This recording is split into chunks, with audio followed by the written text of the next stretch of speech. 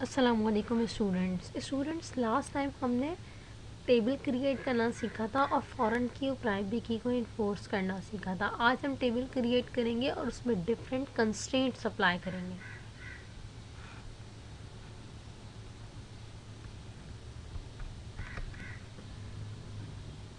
हमारे पास students constraints कौन कौन से होते हैं मैं यहाँ पे लिख लेती हूँ। पहले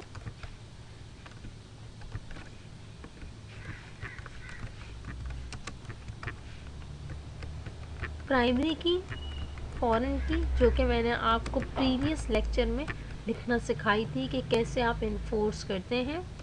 नॉट नल, यूनिक,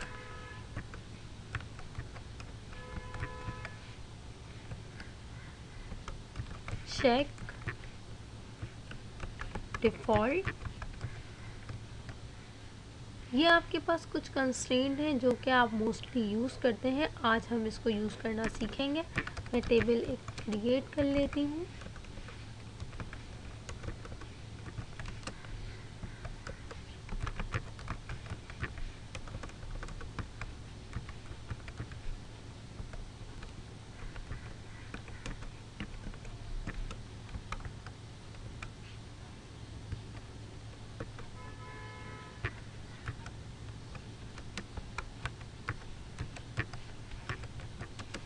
यहाँ पे हम सबसे पहले नाम लिखते हैं, देन डेटा टाइप, देन आप प्राइमरी की असाइन करते हैं identity which is auto increment.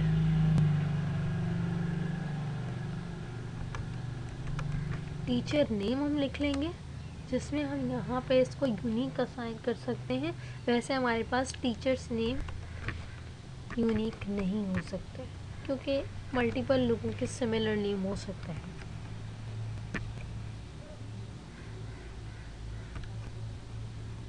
Not null कर सकते हैं कि आप किसी का नाम पेंडिंग में नहीं छोड़ सकते, लाजमी तौर पे आपको नाम असाइन करना पड़ेगा।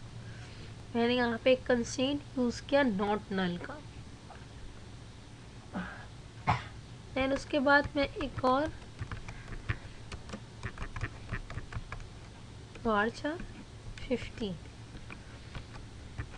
इसमें मैंने कहा कि अगर आपके पास समटाइम ये होता है कि कॉन्टैक्ट नंबर अवेलेबल नहीं होते, तो हम यहाँ पे लिख देते हैं कि अगर आपके पास कॉन्टैक्ट नंबर अवेलेबल नहीं है तो डिफ़ॉल्ट के अंदर आपके पास किया जाए।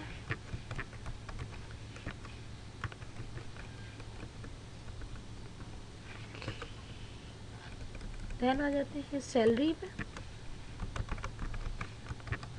मैंने यहाँ पे इस वक्त कौन कौन से कंस्ट्रेंट यूज़ किए हैं, नॉट नल, डिफ़ॉल्ट, प्राइमरी की, फॉरेन की मैंने आपको प्रीवियस सेशन में यूज़ करना सिखाई थी। यहाँ पे सैलरी, सैलरी के अंदर आप लिख लेते हैं, फॉर एग्जांपल आपने सैलरी के अंदर असाइन किया मनी। यहाँ हम लिख लेते हैं varchar 50 फॉर एग्जांपल, और इसके साथ मैं चेक लगा देती हूँ। चेक में मैं ये लगा देती हूँ कि मेरे पास जो सैलरी का कॉलम है, किसी की भी सैलरी मेरे पास लेस देन 100 नहीं होनी चाहिए। सैलरी मेरे पास हमेशा, चेक के कंस्ट्रेंट में मैंने कहा कि सैलरी मेरे पास हमेशा 100 से ग्रेटर होनी चाहिए, राइट। एक और कॉलम ऐड कर लेते हैं इसके अंदर स्टूडेंट्स, विच इज़ ईमेल, और ईमेल हमेशा हम यूज़र से उसकी यूनिक लेते हैं।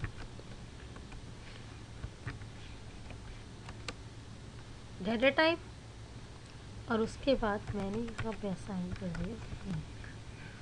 अब किसी की ईमेल आपके पास सेम नहीं हो सकती स्टूडेंट्स। टेबल आपके पास क्रिएट हो गया।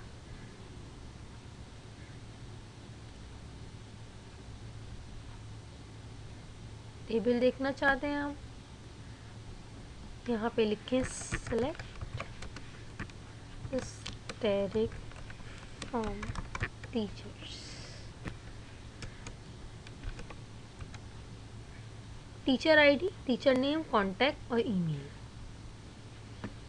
अब मैं यहाँ पे स्टूडेंट्स असाइन कर रही हूँ, इंसर्ट कर रही हूँ इसमें कुछ डाटा, इंसर्ट इनटू टेबल का नाम which is teachers, then direct मैं यहाँ पे वैल्यूज असाइन कर देती हूँ। फॉर एग्जांपल हमने सबसे पहले टीचर आईडी रखा था और टीचर आईडी मेरे पास ऑटो इंक्रीमेंट है, खुद इंक्रीमेंट होगी। टीचर नेम हम लिख देते हैं,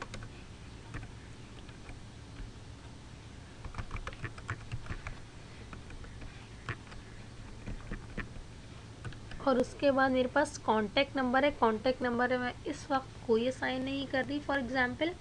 और उसके बाद मेरे पास आता है ईमेल आईडी। ईमेल आईडी में मैंने कहा लिखा @gmail.com।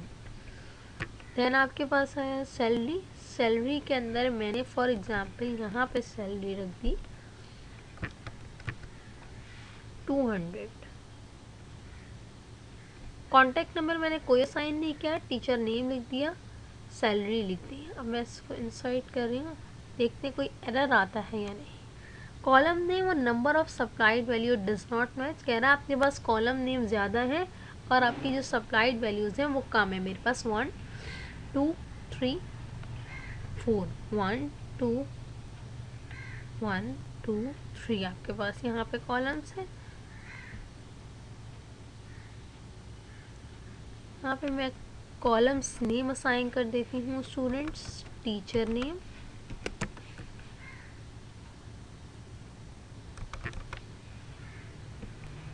फिर हमने कहा contact number, email, salary.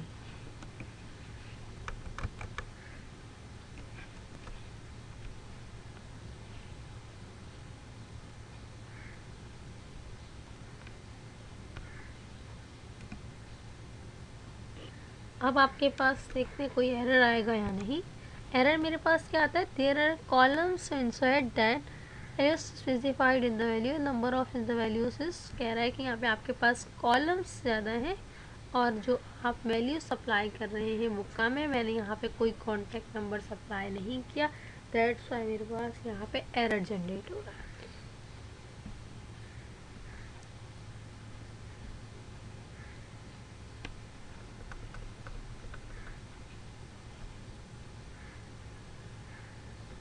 Teacher name, email, salary which is 200, 1 rows affected. आप मेरे पास जब मैं सिलेक्ट करूँगी इस कॉलम को मल्टीपल टाइम में और वैल्यूज़ भी एंटर कर देती हूँ उसके अंदर।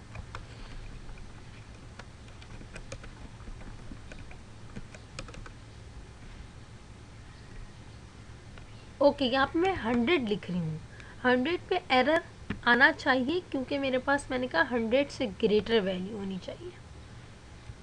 ये देखें, the insert statement conflict with the check constraint. कह रहा है आपके पास यहाँ पे चेक कंस्ट्रेंट लगा हुआ है जिसमें आपके पास ये वैल्यू यहाँ पे कंडीशन लगी हुई है कि वैल्यू हमेशा 100 से ग्रेटर होनी चाहिए। मैंने यहाँ पे 300 दे दिया। दैन मैं डाटा को इंसर्ट करती हूँ। मेरे पास 2 टाइम्स मैंने डाटा इंसर्ट किया है, कॉन्टैक्ट नंबर नहीं दिया, वहाँ पे आपके पास पेंडिंग लिखा हुआ आना चाहिए। यहाँ पे आपके पास पेंडिंग लिखा हुआ आ रहा है क्योंकि मैंने कॉन्टैक्ट नंबर कोई असाइन नहीं किया।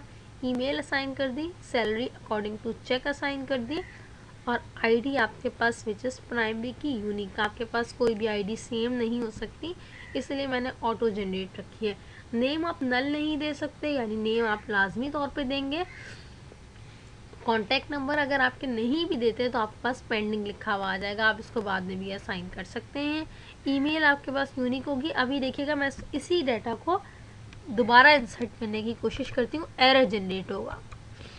वायलेशन ऑफ यूनिक की, कह रहा है यूनिक की वायलेशन आ रही है किसके ऊपर, कैन नॉट इंसर्ट डुप्लीकेट की इन ऑब्जेक्ट ऑफ द डुप्लीकेट की वैल्यू इज दिस। कह रहा है आपके पास ये ऑलरेडी एंटर हुई हुई है तो ये वैल्यू आपके पास दोबारा एंटर नहीं हो सकती। फॉर एग्जाम्पल मैंने यहाँ पे लिख दिया नेम और ईमेल चेंज कर दी। सैलरी सेम हो सकती है दो लोगों की, वन वॉज अफेक्टेड, अब मैंने नेम चेंज कर दिया आपके सामने और ईमेल चेंज कर दी। नेम पे आपके पास एरर नहीं आ रहा था, ईमेल पे एरर आ रहा था क्योंकि मैंने वहाँ पे यूनिक की लगाई थी, यूनिक कंस्ट्रेंट लगाया था। आज हमने स्टूडेंट्स इस लेक्चर के अंदर कंस्ट्रेंट को यूज़ करना सीखा, जिसके अंदर मेरे पास प्राइमरी की आते हैं, फॉरेन की आते हैं, not null, unique, check, default. हमने यहाँ पे प्राइमरी की लगाई, not null, unique, check, default. ये कंस्ट्रेंट हमने यूज़ करना सीखे स्टूडेंट्स। आप इसको अप्लाई करें which is beneficial for you. Thank you for watching. अल्लाह हाफ़िज़।